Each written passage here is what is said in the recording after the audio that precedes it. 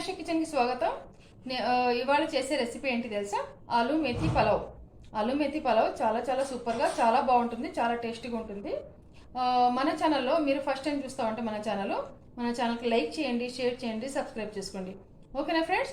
ఆలు మెథి పలావ్కి కావాల్సిన పదార్థాలు ఏంటి, చేసే విధానం ఏంటి, ఇప్పుడు మనం తొందరగా వీడియోలోకి వెళ్ళిపోదాం, చూద్దాం. వచ్చేయండి మీరు కానీ. చలో చూడండి, ఆలు మెథి పలావ్ ఎంత సూపర్గా ఉందో.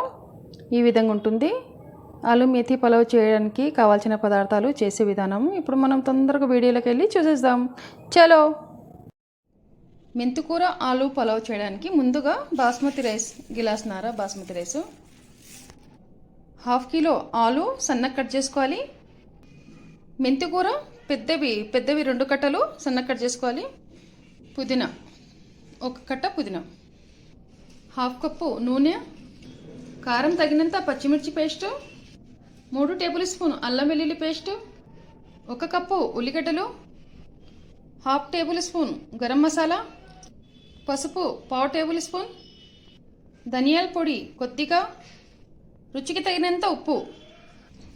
ముందుగా స్టవ్ వెలిగించుకుందాము. ఒక కుక్కర్ పెట్టేసేయండి స్టవ్ పైన. కుక్కర్లో నూనె వేసుకుందాము. మనకి ఎంత కావాలో నూనె అంత వేసుకోవచ్చు. నూనె కాగింది, ఉల్లిగడ్డలు వేసుకుందాం. ఇందులో ఉల్లిగడ్డలు మంచి కలర్ వచ్చేంత వరకు వేపుకుందాము. ఉల్లిగడ్డలు వేగే లోపల బియ్యం కడిగేసుకుందాము. చూడండి, బియ్యం కడిగేసుకున్నాము. 1 గ్లాస్ నీళ్ళు వేసి ఇలా నానబెట్టుకోవాలి కాసేపు. ఉల్లిగడ్డలు వేగిపోయినాయి. ఇప్పుడు ఇందులో అల్లం వెల్లుల్లి పేస్ట్ వేసుకుందాము. పచ్చిమిర్చి పేస్ట్ వేసుకోవాలి.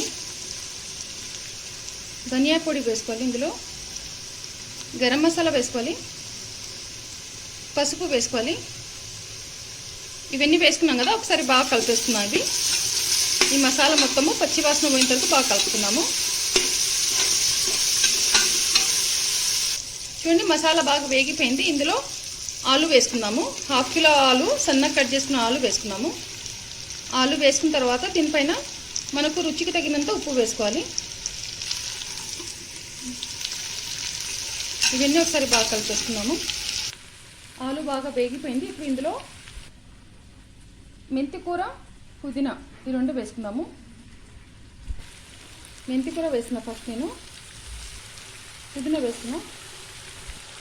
పుదీనా మెంతికూర వేసుకున్నాం కదా, ఈ మసాలా మొత్తం బాగా పట్టేంత వరకు మంచిగా కలిపేసుకున్నాము. చూడండి, ఆలు మెంతికూర బాగా కలిసిపోయింది కదా. ఇప్పుడు ఇందులో బియ్యం వేసుకుందాము. చూడండి, బాస్మతి బియ్యం కడిగేసి పెట్టాం కదా, ఆ బియ్యం ఇప్పుడు కుక్కర్లో వేసేసుకుందాం మనము. చూడండి, బియ్యం వేసాం కదా, బియ్యం వేసిన తర్వాత ఒకసారిగా బాగా కలిపేసుకున్నాము. చూడండి, ఇవన్నీ బాగా కలిసిపోయినాయి కదా. ఇప్పుడు ఇందులో మనం గిలాస్నార బియ్యం తీసుకున్నాము. గిలాస్నార బియ్యానికి 3 గ్లాస్ నీళ్ళు వేసాము.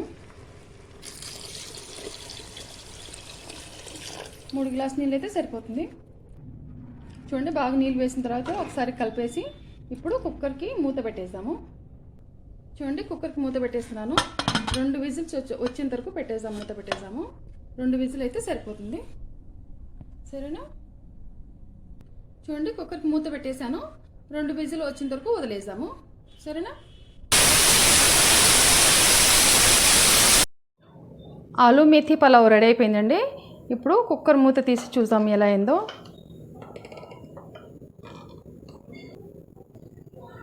చూడండి, వావ్, ఆలు మెథి పలావ్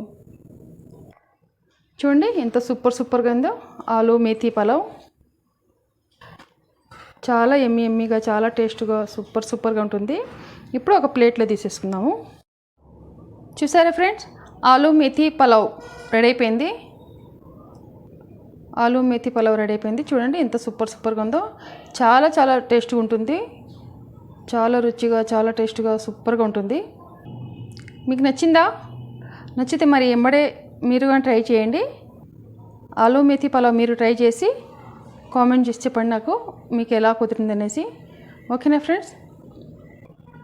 ఆలు మెథి పలావ్ రెసిపీ మీకు నచ్చినట్టుగైతే లైక్ చేయండి, షేర్ చేయండి, సబ్స్క్రైబ్ చేసుకోండి. ఓకేనా ఫ్రెండ్స్? బాయ్.